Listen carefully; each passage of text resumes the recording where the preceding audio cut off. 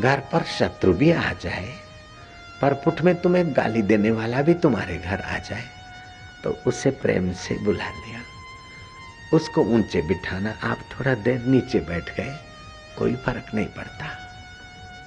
जयराम जी की आव नहीं आदर नहीं, नई नैनन में नेह, तुलसी वाघर न जाइए भले कंचन बरसे मेह।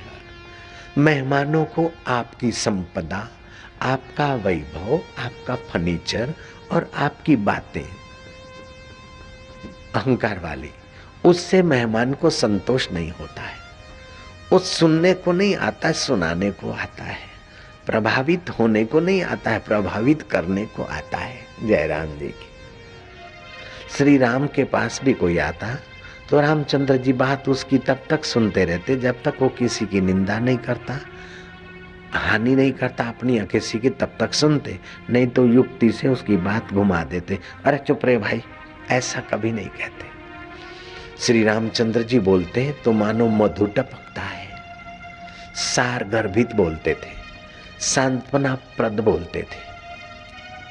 शहद बेचने वाले की कड़वी वाणी शहद भी उसकी जहर जैसी हुई, लोगों ने ली नहीं।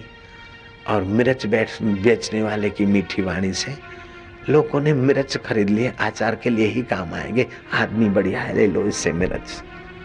वाणी शहद से भी ज्यादा मीठी है और कटुवाणी मिर्चों से भी ज्यादा खतरनाक है। लठ का, चक्कू का, धारिये और तलवार का घाव तो भर जाता है, लेकिन कटु वचनों का घाव नहीं भरता। इसलिए कटु वचन बोलने की आदत हो तो निकाल देना चाहिए। महात्माओं का सम्मेलन हो रहा था प्रेम दरवाजा अहमदाबाद में, तो एक महात्मा ज्यों बोलने को गए त्यों चतुर महात्मा ने कहा, स्वामी जी आप अभी बोलने वाले हैं, मुझे ख्याल है। हाँ, तो बोले हम तो सुनाई देंगे। हम कहा ऐसा नहीं। बोले स्वामी जी आप सब सुनाना, लेकिन मेरी एक प्रार्थना है कि आप अपने झोले में शहद की शीशी रखिए और जब बोलना चाहें तब जीभ पर शहद लगाकर फिर बोले तो बहुत अच्छा होगा। सारे महात्मा लोग हंस पड़े और कठोर वचन बोलने वाला भी नरम हो गया और झगड़ा शांति में बदल गया। जयराम जी बोलना पड़ेगा। नारायण नाम बड़ा उपयोगी है। नारायण नारायण नारायण नारायण, 4 बार नारायण नारायण बोलकर कर्म का आरंभ करना चाहिए। घर में 2 व्यक्ति झगड़ते हैं और फिर सासू बहू हो, माँ बेटी हो, देरानी जेठानी हो, दुकान का आदमी आया, ऑफिस का भाई आया, 2 लकड़ियां तो जल रही है और उनकी 2 लकड़ियों की जलन देखकर उसने आकर अपने को भी झोंक डाला। मर गए हम तो। जब आओ तब झगड़ा। एक तो महंगाई ने गला दबोचा, दूसरा बदली का हुआ, तीसरा इनकम टैक्स वाले तंग कर रहे, चौथा और जब आए तब इनके झगड़े में मैं तो मर गया रे, मर गया। सिर न कूटो, 2 लकड़ियां जल रही है, आप तीसरी मत बनो। आप मटके के पास चले जाओ, 1 लोटा पानी भर लो, 1 अंजलि भरकर एक व्यक्ति के मुंह पर छांटो, नारायण नारायण नारायण नारायण। दूसरे व्यक्ति पर छांटो और 2-4 अंजलि अपने मुंह पर छांटो और लोटा रखो, बोलो नारायण नारायण। झगड़ा किस बात का हो रहा है, कसरत किस बात की है? आपके घर का झगड़ा नारायण के पवित्र नाम और इस जल के प्रयोग से झगड़ा भक्ति में बदल दो, आपका हृदय पावन हो जाएगा, अशांति शांति में बदल जाएगी। जयराम जी की। लेकिन लेडी लेडा लड़ता हो, पति पत्नी लड़ता हो तो बच्चों को सिखा दो कि जब हम बराबर कुश्ती करें, वाक कुश्ती, तो तुम हमारे मुंह पर और मम्मी के मुंह पर पानी का छींटा मार के नारायण नारायण नारायण बोल दिया करना मुन्ना, तो हमारा जरा झगड़ा शांति में बोल। मुन्ना जा रहा था पप्पा की उंगली पकड़ते हुए बाजार में,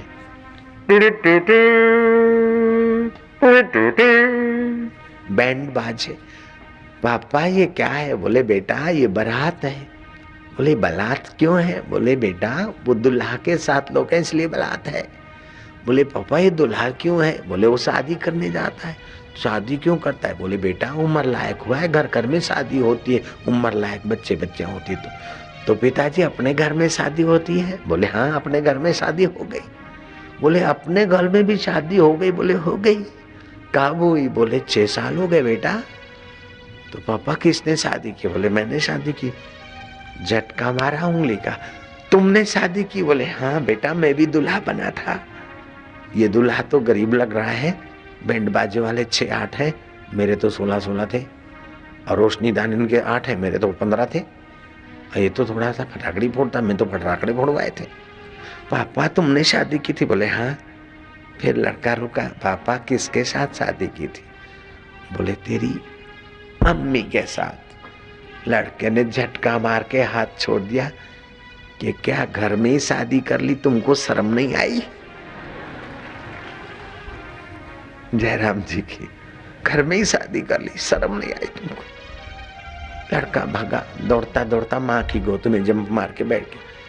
माँ पापा बहुत खराब है, बोलते तेरी मम्मी के साथ शादी कर दी, हमारे तो मुंह खा जाएगा, बिगड़ गया। अभी अभी तो रूठा है, लेकिन पप्पा बाजार से सौदा लेकर आया, बच्चा फिर पिता की गोद में। क्यों? क्यों? बच्चा है, उसके चित्त में राग गहरा नहीं है, द्वेष गहरा नहीं है, तो इसलिए वो खुद आनंद में रहता है और दूसरों को भी आनंदित करता है। ऐसे ही श्री राम के चित्त में बच्चापन की मूर्खता तो नहीं है, लेकिन राग द्वेष के अभाव के कारण, और श्री कृष्ण कि चित्त में भी बच्चेपन की अज्ञानता नहीं है, लेकिन राग द्वेष के अभाव के कारण श्री कृष्ण भी प्यारे लगते हैं, राम भी प्यारे लगते हैं। और जिनके चित्त में राग द्वेष का अभाव होता है वे संत और उनकी वाणी भी प्यारी लगती है। आप भी ऐसे प्यारे हो सकते हो ना। वाणी ऐसी बोलिए जो मनवा शीतल होए, औरन को शीतल करे, आपहु शीतल होए। जब भी किसी से बोले तो पहले सोचे कि मेरा हृदय शीतल हो रहा है ना, तभी मैं बोलूंगा। तू तड़ाके की भाषा बड़ी खतरनाक होती, तू क्या कर लेगा, तू क्या कर लेगा, नहीं।